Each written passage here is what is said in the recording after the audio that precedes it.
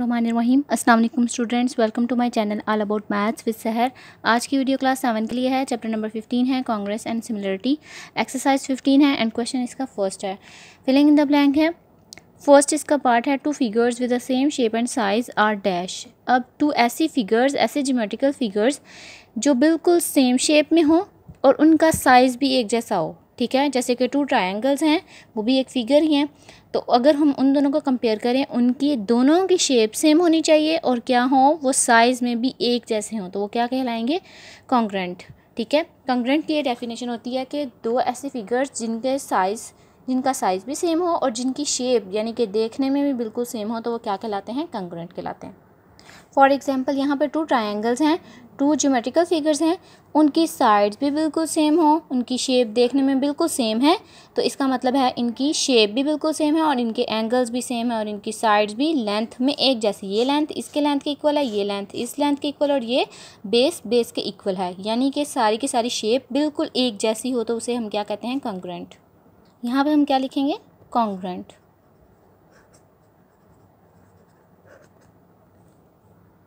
जो second part है उसमें उन्होंने क्या पूछा हुआ है कि at least one of the dash properties for triangles to be congruent has to be true. अब यहाँ पे उन्होंने कहा है कि कम से कम एक प्रॉपर्टी होनी चाहिए बिल्कुल ट्रू कॉन्ग्रुएंट के लिए, ट्रू ट्रायंगल्स के लिए। अब वो प्रॉपर्टीज़ है कितनी है, 4 प्रॉपर्टीज़ हैं एटलीस्ट, ठीक है। उसमें से कम कितनी होनी चाहिए, 1 जो है वो ट्रायंगल कॉन्ग्रुएंट होने के लिए बिल्कुल ट्रू होनी चाहिए, ठीक है, 1 प्रॉपर्टी। वैसे इसकी प्रॉपर्टीज़ कितनी है, 4, तो आप यहाँ पे क्या लिखोगे, 4।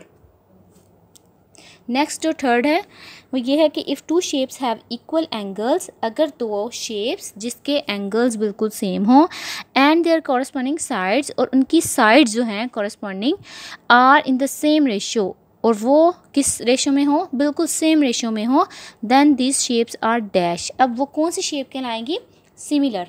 अब कॉन्ग्रुएंट और सिमिलर में क्या फ़र्क है, कांग्रेस में अगर हम यहाँ पे बिल्कुल सेम शेप हो, बिल्कुल सेम साइज़ हो, एंगल्स भी बिल्कुल सेम हो और शेप भी बिल्कुल साइज़ भी सेम हो, तो वो क्या कहलाएगा, कॉन्ग्रुएंट। लेकिन सिमिलरिटी में क्या होता है कि वो देखने में तो बिल्कुल सेम होती है लेकिन साइज़ में चेंज होती है, ठीक है। दो ऐसे शेप्स जो साइज़ में चेंज हों लेकिन देखने में एक जैसी हों, वो क्या कहलाती हैं, सिमिलरिटी कहलाती हैं, ठीक है, सिमिलर कहलाएंगी।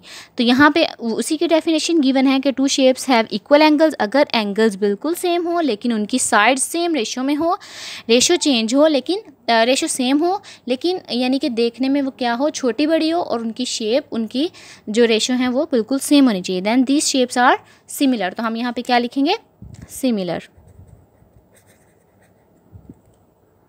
जैसे कि अब ये तीनों शेप्स बिल्कुल सेम हैं देखने में, लेकिन साइज़ में ये क्या है, साइज़ में चेंज हैं। अब आप अगर इनके एंगल्स भी चेक करो तो ये एंगल्स इनके सेम होंगे। अब हम इनके एंगल्स भी चेक कर लेते हैं कि एंगल्स तो सेम हों, ठीक है। अब ये छोटे वाले का ज़्यादा छोटा है, तो इस वजह से मैं ये इन दोनों को कंपेयर कर रही हूँ। इन दोनों को कंपेयर करने से अगर ये हमारे पास क्या है, बिल्कुल इसका वर्टेक्स है, कॉर्नर इसको हमने लिया और हमने देखा कि साइड पे, लेफ्ट हैंड साइड पे तो हमारे पास कौन सा आएगा, लेफ्ट हैंड साइड पे हमने नीचे वाले को देखना, 120 आ गया, यानी कि इसका क्या होगा, 120। और हम दूसरे वाले जो हमारे पास शेप है उसको भी हमने क्या करना है, दूसरे वाली फिगर को भी मेजर करना है, उसके एंगल को। तो यहाँ पे हमारे पास क्या आएगा, वो भी क्या आ रहा है, 120, ठीक है। यानी कि इनके एंगल्स अगर आप इसको भी चेक करो, इसको भी, सब एंगल्स को चेक करो और वो क्या होंगे, कॉरस्पॉन्डिंग एंगल्स इक्वल होंगे, ठीक है। साइड्स में क्या है, साइड्स में चेंज है लेकिन एंगल्स इनके सेम हैं और इनकी साइड्स वो सेम रेशियो में होंगी, तो वो सिमिलर ही कहलाएंगी, ठीक है। अब जो इसका 4 पार्ट है उसमें क्या है, two triangles with all 3 sides equal are. अब टू ऐसे ट्रायंगल्स जिनकी साइड्स बिल्कुल सेम हो, तो वो क्या कहलाएंगी, कॉन्ग्रुएंट। अब ये सिमिलर की तो टाइप नहीं हो सकती क्योंकि सिमिलर में साइड्स सेम रेशियो में होती हैं और कॉन्ग्रुएंट में क्या होती हैं, उनकी साइड्स सेम होंगी, तो फिर हम क्या लिखेंगे यहाँ पे, कॉन्ग्रुएंट, ठीक है। आपने इसकी कंडीशन को ध्यान से देखना है कि यहाँ पे कौन सी कंडीशन गिवन है। अगर यहाँ पे होता कि to triangles with same ratio, with sides same ratio और इक्वल सिमिलर, तो फिर हम सिमिलर लिखते हैं। लेकिन यहाँ पे ऑल थ्री साइड्स इक्वल हैं, सारी की सारी साइड्स क्या हैं, दोनों ट्रायंगल्स की इक्वल हैं कॉरस्पॉन्डिंग साइड्स, तो हम उसे कंकरेंट लिखेंगे। 5 है, 2 triangles cannot be dash if their angles और साइड्स आर इक्वल। अगर दो ऐसे ट्रायंगल्स, अगर उनके एंगल्स और साइड्स सेम हों, ठीक है, तो हम उसे क्या कह सकते हैं, क्या नहीं कह सकते, ठीक है। अब ये किसकी टाइप है, एक तो एंगल्स भी सेम होने चाहिए, साइड भी सेम होने चाहिए, तो वो कंकरेंट की टाइप है। लेकिन हम उसे क्या नहीं कह सकते, सिमिलर नहीं कहेंगे, हम उसे क्या कहेंगे, हम कंकरेंट कहेंगे। लेकिन यहाँ पे कैन नॉट भी कहा हुआ है, तो हम यहाँ पे उसके ऑपोजिट लिखेंगे, ठीक है, क्योंकि कंडीशन किसकी है, कंकरेंट की, लेकिन कैन नॉट की वजह से हम इसकी ऑपोजिट जो वैल्यू है वो लिखेंगे। क्वेश्चन नंबर 2 है, state whether the following are true और फॉल्स। फर्स्ट है इसका, any two triangles can be concurrent if all their angles are equal. अब यहाँ पे उन्होंने क्या किया हुआ है, all their angles are equal, ये तो दोनों की कंडीशन है, कंकरेंट की भी और सिमिलर की भी। यहाँ पे उन्होंने एग्जैक्टली जो सेकंड कंडीशन है वो तो दी नहीं हुई, any two triangles can be concurrent if all their angles are equal. ये तो हमें पता है कि सिमिलर में भी ऑल देयर एंगल्स इक्वल होते हैं और कंकरेंट में भी सेम होते हैं। लेकिन यहाँ पे उसने कंकरेंट की जो डेफिनेशन एग्जैक्ट है कि साइड्स भी सेम होनी चाहिए, शेप भी सेम होनी चाहिए, वो तो लिखी नहीं है, तो ये फिर क्या होगा, फॉल्स होगा। हम यहाँ पर इसको फॉल्स लिखेंगे। जो सेकेंड पार्ट है, if a triangle is enlarged twice its size. अगर एक ट्रायंगल को उससे बढ़ा दिया जाए 2 गुना, ठीक है, उसके साइज़ में उसे बढ़ा दिया जाए ट्वाइस में, the area of the new triangle will change. तो जो नए ट्रायंगल का एरिया है वो क्या चेंज होगा, यस चेंज होगा, क्योंकि जब हम एक ट्रायंगल जिसकी साइड्स चेंज हैं उसको जब हम ट्वाइस कर देंगे तो फिर खुद ब खुद उसका एरिया चेंज होगा। जैसे कि फर्स्ट जो ट्रायंगल है वो सिंपल है 2, 2 एंड 3 की, ठीक है। अब हम इसको अगर ट्वाइस में कर दें, ये हो जाएगा 6 एंड ये 4, ये 4। तो जब इसका एरिया फाइंड करेंगे तो वो चेंज होगा, और जब इसका फाइंड करेंगे तो वो खुद ब खुद क्या हो जाएगा, चेंज हो जाएगा, ठीक है। फिर क्या होगा, ये ट्रू होगा। थर्ड है, if 2 sides and one of the non included angle are equal. अब 2 साइड्स, 2 साइड्स और one of the non including angle, यानी कि 2 साइड होनी चाहिए और उनके सेंटर में एंगल ना हो, are equal, then the 2 triangles will be concurrent. तो फिर वो दोनों ट्रायंगल्स क्या होंगी, कंकरेंट हो सकती हैं। ये हम देखते हैं। फर्स्ट ऑफ ऑल तो आपने देखना है कि 2 ट्रायंगल्स अगर कंकरेंट हो तो उनके लिए कितनी कंडीशन, कितनी प्रॉपर्टीज़ चाहिए, 4 चाहिए होती हैं, ठीक है, 1, 2, 3 एंड 4। अब 1 में क्या है, फर्स्ट में तीनों साइड्स के कॉरस्पॉन्डिंग साइड्स के इक्वल होनी चाहिए, corresponding sides and corresponding sides equal होनी चाहिए, तो फिर ये क्या होगा, कंकरेंट। नेक्स्ट जो सेकंड है वो क्या होनी चाहिए, 2 साइड्स हों और उनके सेंटर में एक एंगल हो, ठीक है, कॉरस्पॉन्डिंग एंगल, साइड्स इक्वल होनी चाहिए। लेकिन उसने क्या हमें क्या गिवन दिया है, उसने ये कहा है कि अगर 2 साइड्स नॉन इंक्लूडेड एंगल, यानी कि 2 ऐसी साइड्स जिनके सेंटर में एंगल ना हो, 2 ट्रायंगल्स विद 2 साइड्स लेकिन इंक्लूडेड एंगल ना हो, तो वो क्या कंकरेंट हो सकता है। तो यहाँ पे हम देखते हैं कि क्या वो कंडीशन एग्जिस्ट कर रही है इन तीनों में, इन चारों प्रॉपर्टीज़ में। 2 हमने चेक कर ली, उनमें ये एग्जिस्ट नहीं कर रहा था, ठीक है। अब हम सेकंड थर्ड वाली देखते हैं। थर्ड वाली में भी आगे 2 कंडीशंस हैं, जिसमें फर्स्ट क्या है कि एंगल और साइड, एंगल के सेंटर में एंगल, दोनों एंगल के सेंटर में एक साइड होनी चाहिए, ठीक है, फिर कंकरेंट हो सकती है। उसके बाद एंगल और एक साइड होनी चाहिए, ठीक है, ये भी हमारे पास एग्जिस्ट कर रही है। लेकिन उसके बाद हमारे पास राइट हैंड साइड है, वो तो सिंपल है कि क्या राइट एंगल होना चाहिए, हाइपोटेन्यूस होना चाहिए, और क्या होना चाहिए हमारे पास, ये साइड होनी चाहिए, angle, hypotenuse and right angle, hypotenuse and side. लेकिन ये कंडीशन जो उसने दी है वो तो बिल्कुल भी एग्जिस्ट नहीं कर रही कि दोनों एंगल और नॉन इंक्लूडेड एंगल होना चाहिए, तो फिर ये हमारी कंडीशन क्या होगी, फॉल्स होगी। इसको हम फॉल्स कर देंगे, ठीक है। अब फोर्थ वाला है, all sides of similar triangles are increase और decrease in the same ratio. अब सिमिलरिटी में क्या होता है कि सिमिलर ट्रायंगल्स में उनकी एंगल्स तो सेम होते हैं, लेकिन रेशियो क्या हो उनकी साइड्स की, अगर वो डिक्रीज़ हो तो दूसरे ट्रायंगल की भी डिक्रीज़ हो, अगर एक इंक्रीज़ हो तो दूसरी की भी इंक्रीज़ हो, तो फिर ये क्या है, ये सिमिलर हो सकते हैं। तो all sides of similar triangles are increase और decrease in the same ratio में ही वो डिक्रीज और इंक्रीज होते हैं, तो ये भी क्या होगा हमारे पास, ट्रू होगा। 5 है, 2 triangles can be concurrent and similar to each other. अगर दो ट्रायंगल्स अगर कंकरेंट हैं, यानी कि उनकी सेम शेप है, सेम साइज़ है, साइड्स भी बिल्कुल सेम है, तो क्या वो सिमिलर हो सकती हैं? नहीं, क्योंकि सिमिलर में सेम रेशियो आती है। इसमें बिल्कुल सेम शेप होनी चाहिए, सेम साइज़ होना चाहिए, लेकिन सिमिलर में सेम रेशियो होनी चाहिए। तो इस वजह से ये दोनों की डेफिनेशन डिफरेंट है, तो इस वजह से ये दोनों एक दूसरे के कंकरेंट भी नहीं हो सकते और एक दूसरे के सिमिलर भी नहीं हो सकते। तो ये भी क्या होगा हमारे पास? फॉल्स होगा। क्वेश्चन नंबर 4 है, identify which of the following pairs of triangles are concurrent. अब दो पेयर्स ट्रायंगल्स के कौन से कंकरेंट है और कौन से नहीं है। State the case of concurrency if concurrent. अब हमने जो 4 प्रॉपर्टीज़ पढ़ी हैं उनको हमने देखना है कि उनमें से कौन से केसेस यहाँ पे एग्जिस्ट कर रहे हैं। ठीक है, अब हम फर्स्ट ऑफ ऑल देखेंगे फर्स्ट पार्ट, उसमें क्या है, करस्पॉन्डिंग एंगल्स को आपने पहले साइड्स को देखना है कि करस्पॉन्डिंग साइड्स किसके इक्वल हैं। फर्स्ट ऑफ ऑल आपने देखनी है ट्रायंगल ABC एंड DEF। ठीक है, और आपने देखनी है फर्स्ट साइड कौन सी है हमारे पास? BC, और दूसरे ट्रायंगल की कौन सी साइड बन रही है? आपने इस साइन से इसको आइडेंटिफाई करना है कि कौन सी साइड किससे साइड के इक्वल है। जैसे कि हमारे पास फर्स्ट लाइन है, तो फर्स्ट लाइन इसकी भी है, इसका मतलब है कि लाइन BC एंड EF क्या हैं? इक्वल हैं। आपने यहाँ पे क्या लिखना है? Line BC line equal EF, और आपने ये भी आपने याद रखना है कि BC आपने किया है, B से स्टार्ट किया है, तो आपने इधर से भी E से ही स्टार्ट करना है, FE नहीं आप करोगे। ठीक है, फिर आपकी साइड चेंज हो जाएगी। BC इक्वल है EF के। ठीक है, उसके बाद सेकंड आपने साइड देखनी है जो कि हमारे पास क्या है? CA या AC। आप एक एग्जिस्ट कर लो, उसके बाद फिर आपको DE उसी के अकॉर्डिंग सेकंड को भी लेना है। CA यहाँ पे कर रही हूँ क्योंकि यहाँ पे रूटीन बन रही है, उसी के अकॉर्डिंग हम इसको सॉल्व करते हैं। CA है, CA लाइन किसके इक्वल है? कॉरस्पॉन्डिंग लाइन जो कि FD है। ठीक है, FD, और थर्ड लाइन थर्ड के अकॉर्डिंग हमारे पास होगी AB line is equal DE। वैसे तो ये लाइन सेगमेंट है, लेकिन हम इसको शॉर्ट फॉर्म में लाइन ही कंसिडर करते हैं। DE के इक्वल हो जाएगा। ठीक है, ये सारी साइड्स क्या हैं? इक्वल हैं। फिर हम यहाँ पे क्या लिखेंगे? So triangle ABC concurrence. ठीक है, ट्रायंगल DEF ये क्या है? कंकरेंट है। ABC कंकरेंट है DEF के। ठीक है, अब हम यहाँ पे इसका केस भी तो हमने लिखना है, इसकी कंडीशन लिखनी है किसके अकॉर्डिंग है। जैसे कि फर्स्ट हमने देखी साइड, आपने फर्स्ट लाइन देखनी है side side side side side side, तो आप यहाँ पे क्या कंडीशन लिखोगे? साइड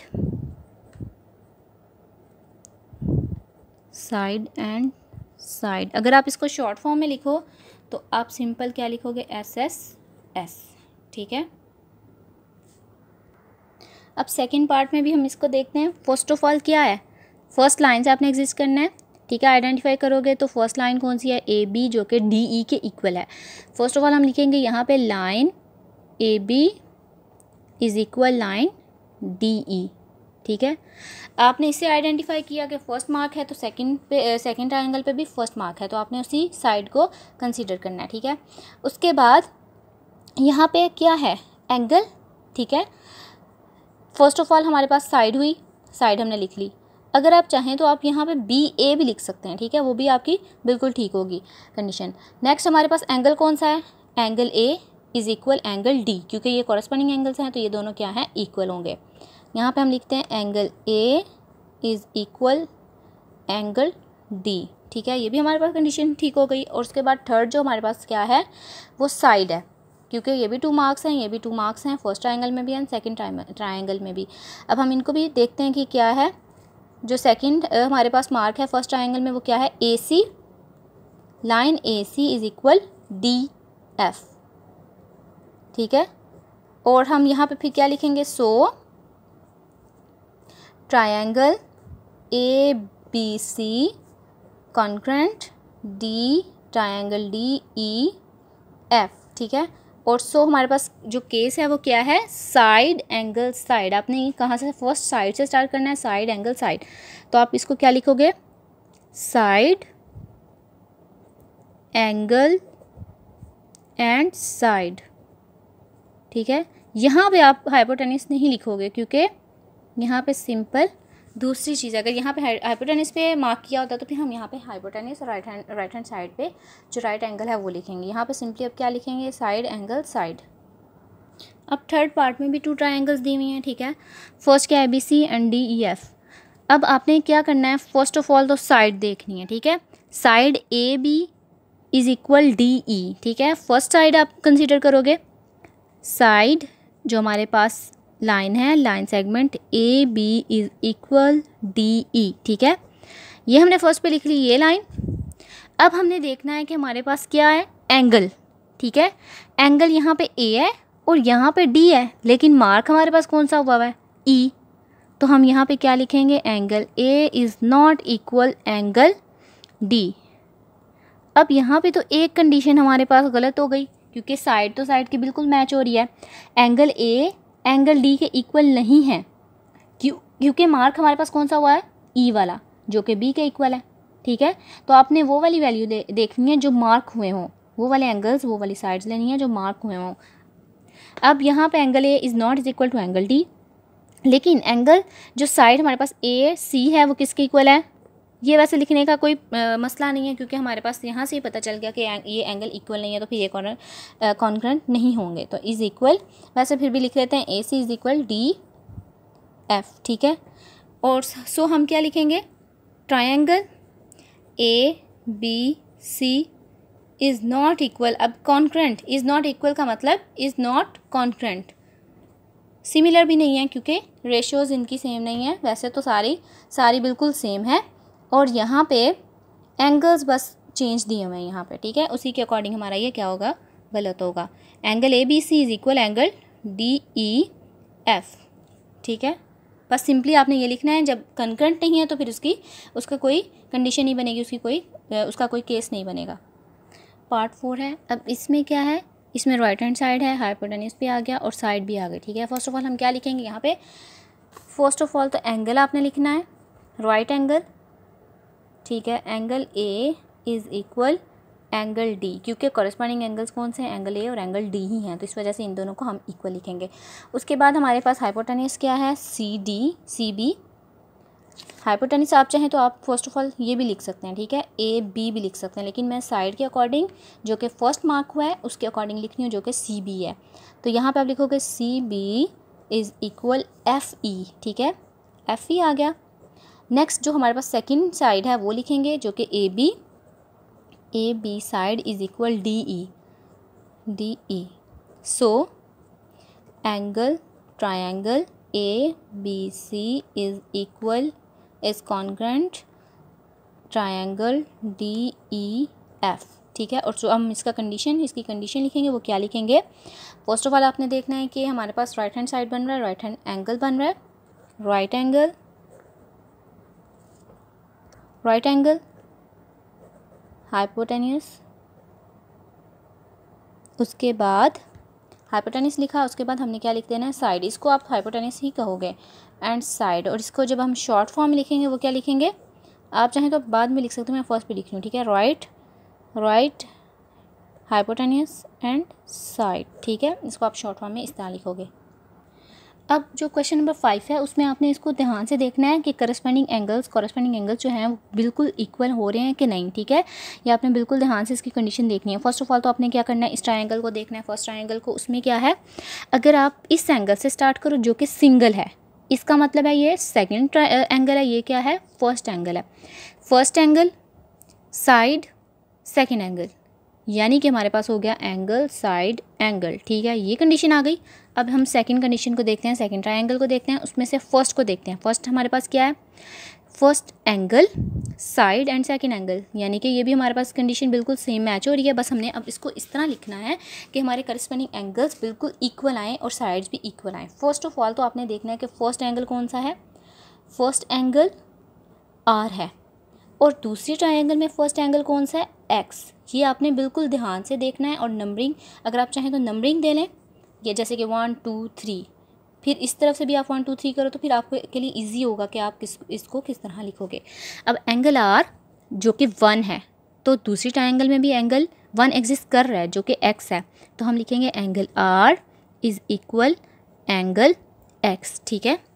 ये हमने लिख लिया। उसके बाद आपने इसी से देखना है कि इसकी साइड कैसे, अगर आप इस ट्रायंगल को थोड़ा सा टर्न भी कर लो, इस वाली ट्रायंगल को इस तरह कर लो, तो फिर बिल्कुल सेम इस तरह ट्रायंगल बन जाएगी हमारी, ठीक है। और आर हमारे पास यहाँ आ जाएगा, पी यहाँ आ जाएगा एंड क्यू ऊपर चला जाएगा। ये इसको ट्रांसफ़र करने से, अगर आप इसको करना भी चाह रहे हो तो आप करके देख लो कि ये ट्रायंगल हमारे पास कैसे चली जाएगी। इसको मैं अगर ट्रांसफ़र करूँ, शॉर्ट फॉर्म में कर देती हूँ, ये आर आ जाएगा यहाँ, ये side first angle, second angle, ये पी यहाँ एंड ये क्यू चला जाएगा ऊपर। अब ये बिल्कुल देखने में बिल्कुल सेम है, यानी कि आर हो गया एक्स के इक्वल, साइड जो कि पी आर है वो किसके इक्वल होगी, एक्स वाई के। Side R P is equal X Y, ठीक है। आप इस ट्रायंगल को थोड़ा सा बड़ा भी बना सकते हो ताकि क्लियरली आपको समझ आ जाए। नेक्स्ट हमारे पास जो एंगल है वो सेकंड है। सेकंड कौन सा एंगल है, पी। अगर आप इसको देखो, जो हमने इसी को ट्रांसफ़र किया है शॉर्ट फॉर्म में, पी हमारे पास सेकंड एंगल है और इस ट्रायंगल में जो कि सेकंड है उसमें से भी सेकंड एंगल वाई है, यानी कि वो दोनों बिल्कुल सेम है। Angle P is equal angle Y. So ये दोनों सारे तीनों इक्वल होगी, तीनों condition. So triangle P Q R is congruent to triangle. अब पी क्यू आर आपने किया है, पी क्यू आर, तो आप किस करोगे, अब यहाँ पे आपने क्या करना है, वाई जिससे आपने स्टार्ट किया, जैसे कि पी क्यू आर से स्टार्ट किया तो आपने सेकंड एंगल से ही स्टार्ट करनी है, वाई जी एक्स, ठीक है। ये आपने बिल्कुल ध्यान से करना है कि जिससे आपने स्टार्ट किया आपने उसी को सेकंड में ही लिखना है। तो हम इस यहाँ पे कंडीशन क्या लिखेंगे, जो हमारे पास केस है वो ये है कि एंगल साइड एंगल दोनों का बिल्कुल सेम है जो हमने पहले एग्जिस्ट किया था। तो हमारे पास angle side angle and short form में ए एस ए आ जाएगा, ठीक है। क्वेश्चन नंबर 5 है, find the unknown angles and sides marked in each of the following pairs of concurrent triangles. अब जितनी भी ट्रायंगल्स दी होंगी वो कंकरेंट ही होंगी, यानी कि उनके साइड्स भी इक्वल होंगे, उनके एंगल्स भी इक्वल होंगे। बस हमने क्या करना है, हमने फाइंड करना है अननोन एंगल्स। अननोन एंगल्स भी फाइंड करने हैं और अननोन साइड्स भी हमने फाइंड करनी है जो कि मार्क्ड की हों, ठीक है। अब इसका जो फर्स्ट पार्ट है, फर्स्ट पार्ट में आपने देखना है कि ए बी किसके इक्वल है, 8 के इक्वल है, और जो कि सेकंड ट्रायंगल जो कि कंकरेंट भी है वो एक्स वाई 8 के इक्वल है। तो आपने यहाँ पे लिखना है first of all line A B and line A B किसके इक्वल है, एक्स वाई के, लाइन एक्स वाई के इक्वल है, और ये दोनों किसके इक्वल हैं, 8 के इक्वल हैं। आप इस तरह भी कर सकते हो, नहीं तो आप क्या करो, सिंपली आप इस तरह भी कर सकते हो कि इक्वल अगर आप दो नहीं लगाना चाह रहे हो तो आप सेपरेट सेपरेट कर दो, कोमा लगाकर फर्स्ट ए बी को 8 के इक्वल रखो और इक्वल रखो, और एक्स वाई को भी आप किसके इक्वल रख दो, 8 के इक्वल रख दो, ठीक है। इस तरह भी आप कर सकते हो, ये ज़्यादा बेस्ट है कि एक ही स्टेप में हो जाता है कंप्लीट। नेक्स्ट बी सी किसके इक्वल है, वाई जी के, ठीक है, बी सी वाई जी, लेकिन ये दोनों किसके इक्वल हैं, 2 के इक्वल हैं, ठीक है। अब आपने यहाँ पे देखना है जी एक्स ए सी हमें चाहिए ना, हमने क्या फाइंड करना है, ए सी फाइंड करना है। जैसा कि हमारे पास एक्स जी किसके इक्वल है, X Z as X Z is equal 6, so A C is also is equal 6, क्योंकि एक्स जी ए सी के इक्वल है, ठीक है। तो एक्स जी हमारे पास किसके इक्वल है, 6, तो इसीलिए हमारे पास ए सी भी किसके इक्वल हो जाएगा, 6 के इक्वल हो जाएगा, ठीक है। आपने इसको ध्यान ये भी याद रखना है कि ये कंकरेंट है, तो इसका मतलब है कि सारी साइड्स इसकी इक्वल होंगी, ठीक है। इनकी रेशो भी बिल्कुल सेम होगी, रेशो नहीं, ये सिमिलर में होता है। कंकरेंट में क्या होगा, इनकी साइड्स बिल्कुल सेम होंगी, ठीक है। इस वजह से यहाँ पे हमने क्या लिखा है, ए सी इज़ इक्वल 6, ठीक है। अब सेकेंड में 2 ट्रायंगल्स दी हुई हैं, ठीक है। अब अननोन एंगल फाइंड करना होगा, ठीक है। अब फर्स्ट ऑफ ऑल आपने देखना है कि एंगल जो साइड हमारे पास पी क्यू है वो किसके इक्वल है, P Q is equal U V, ठीक है, यू वी के इक्वल है, यू वी के इक्वल है, और ये सारे किसके इक्वल हैं, ये दोनों पी क्यू भी 5 के इक्वल है और यू वी भी 5 के इक्वल है। तो मैंने यहाँ पे क्या लिख दिया, 5 लिख दिया। नेक्स्ट हमारे पास जो एंगल क्यू है, angle Q is also is equal angle V, ठीक है। तो यहाँ पे एंगल गिवन नहीं है, लेकिन हमें ये पता है कि एंगल क्यू एंगल वी के इक्वल है, ठीक है। इसलिए आपको यहाँ पे इसकी वैल्यू लिखने की और फाइंड करने की ज़रूरत नहीं है, सिंपली आपने क्या करना है, नेक्स्ट इनका मतलब जो क्वेश्चन है वो ये है कि आपने मार्क्ड एक ट्रायंगल से देख के दूसरी ट्रायंगल को आपने मार्क एंगल को फाइंड करना है।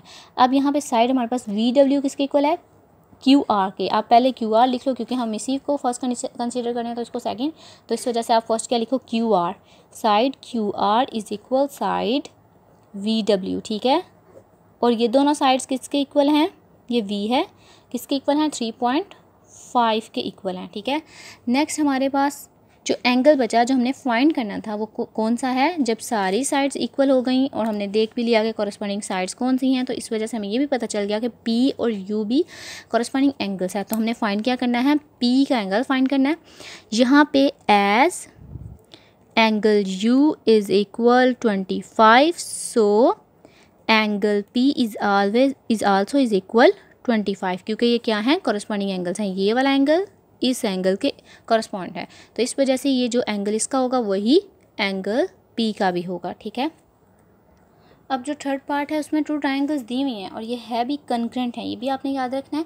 अब एक बिल्कुल सीधी दी हुई है और एक उन्होंने क्या किया, थोड़ी चेंज कर दिया। अगर मैं यहाँ पे राइट एंगल साइड को, राइट हैंड साइड के एंगल को देखते हुए इसको भी अगर अरेंज कर दूँ, जैसे कि ये जो Z है, ये Z कॉर्नर पे है, ठीक है, लेफ्ट हैंड साइड के कॉर्नर पे है, एंड जो राइट एंगल पे है वो क्या है, X, ठीक है। उसके बाद इसके जो बेस के लास्ट पे कॉर्नर पे है वो क्या है, Y। अब उसी के अकॉर्डिंग हाइपोटेन्यूज पे 2 लाइंस आ जाएंगी और बेस पे 1 लाइन आ जाएगी और राइट एंगल आ जाएगा, एंड A हमने फाइंड करना है, ठीक है।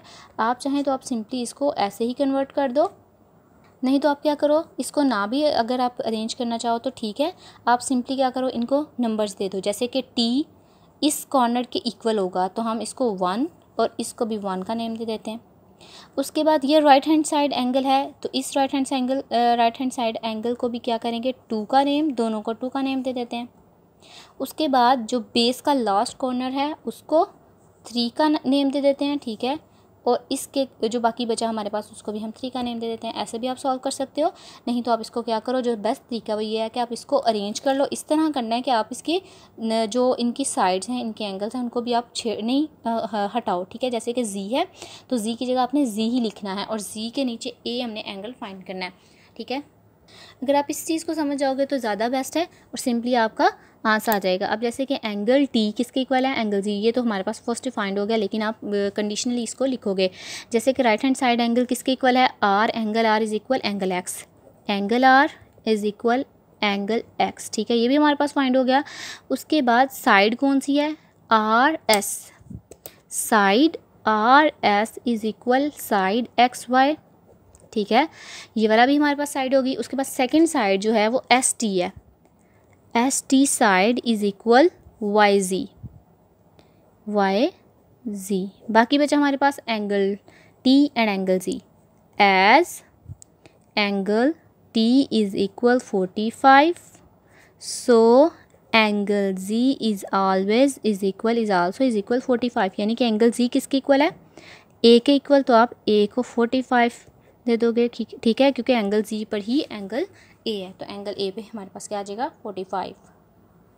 यहाँ पे हम लिखेंगे simply 45 degree.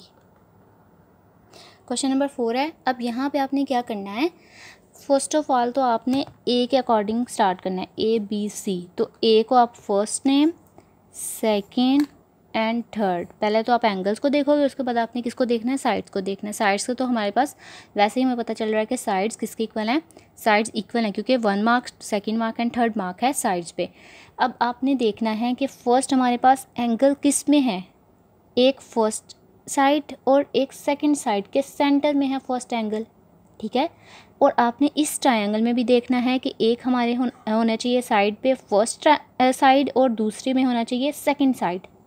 First side and second side के सेंटर में है एक एंगल, तो आपने दूसरी वैल्यू को भी यही देखना है, फर्स्ट एंड सेकंड, ये भी हमारे पास कंडीशन बिल्कुल ठीक है, तो ये किसके इक्वल हुआ, A के इक्वल, यानी कि ये हमारे पास फर्स्ट हो गया, ठीक है। आपने पहले तो मार्किंग करनी है, तो मार्किंग के लिए भी आपने बिल्कुल ध्यान से देखना है कि फर्स्ट और सेकंड साइड के सेंटर में एंगल है, यानी कि एंगल A एंगल Z के इक्वल है।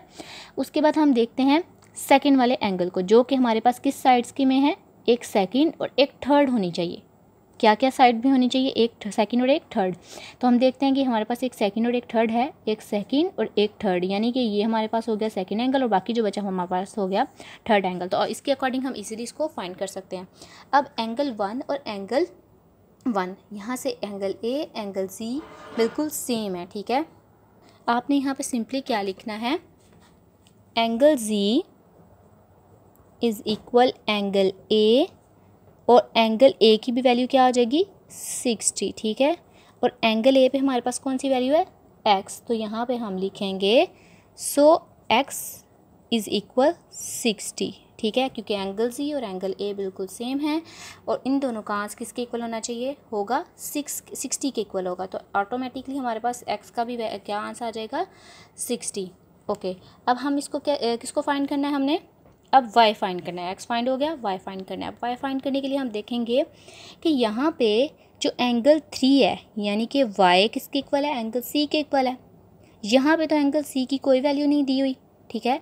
तो इसको फाइंड करने के लिए, एंगल y को फाइंड करने के लिए आप क्या करोगे, एंगल x की वैल्यू फाइंड कर लोगे, ताकि हम 180 में से इन दोनों के सम को माइनस करके, इन दोनों के सम के माइनस करके तो हम क्या करेंगे, y की वैल्यू फाइंड कर लेंगे, ठीक है। अब आपने इस स्टेप को बिल्कुल ध्यान से देखना है, क्योंकि यहाँ पे एंगल 3 और एंगल 3 बिल्कुल मैच नहीं है, क्योंकि एंगल y यहाँ पे भी अननोन वैल्यू है, यहाँ पे भी अननोन वैल्यू है। तो हम क्या करेंगे, इसी ट्रायंगल को यूज़ करते हुए एक और वैल्यू फाइंड कर लेंगे। x किसके इक्वल है, सेकंड के, तो सेकंड पे क्या है 40, तो यहाँ पे हम क्या लिख लेंगे 40। तो आपने यहाँ लिखना है angle b is equal angle x, angle b और एंगल x दोनों इक्वल हैं, तो एंगल x की भी वैल्यू क्या हो जाएगी 40, ठीक है। ये हमारे पास एंगल x भी आ गया। अब हमारे पास हमने क्या फाइंड करना है, y, यानी कि दो वैल्यूज़ हैं। अब आप इसको रिमूव कर दो, इसको आप इग्नोर कर दो और सेकेंड ट्रायंगल को ही यूज़ करते हुए y की वैल्यू फाइंड कर लो, ठीक है। अब आपने सिंपली क्या करना है, यहाँ पे as the sum of 3 triangles is equal 180, we know that, ठीक है। तीनों एंगल्स को एक ट्रायंगल के एंगल्स को ऐड करें तो क्या आता है 180। तो हमने ट्रायंगल कौन सी ली, एक्स वाई जी ही ली और इसी को सॉल्व करेंगे। फर्स्ट ऑफ ऑल आपने क्या करना है, angle X plus angle Y plus angle Z, आप चाहें तो आप डायरेक्ट भी लिख सकते हैं, ठीक है। 180 के इक्वल है। एंगल एक्स पे क्या है 40, एंगल वाई पे कुछ भी नहीं है तो आप एंगल वाई को एज इट इज़ रहने दोगे। एंगल जी पे क्या है 60 है, ठीक है, डिग्री भी आपने अप्लाई करनी है। अब इन दोनों को आपने ऐड करना है। मैं 60 और 40 को ऐड करूँगी तो हमारे पास क्या आ जाएगा 100 आ जाएगा। मैं यहाँ पे डायरेक्ट कर रही हूँ, एंगल वाई इज़ इक्वल 180। ये यहाँ पे अब क्या हो रहा है, ऐड हो रहा है, उस साइड पे जाके क्या हो जाएगा माइनस हो जाएगा। मैंने 100 को साइड पे लेके गई तो माइनस हो गया, 180 में से 100 निकाला तो 80 आ गया। अब एंगल वाई किसके इक्वल था, सिंपली वाई के इक्वल था, तो वाई की वैल्यू आ गई हमारे पास 80, ठीक है। एंगल वाई की वैल्यू हमारे पास आ जाएगी 80, ठीक है।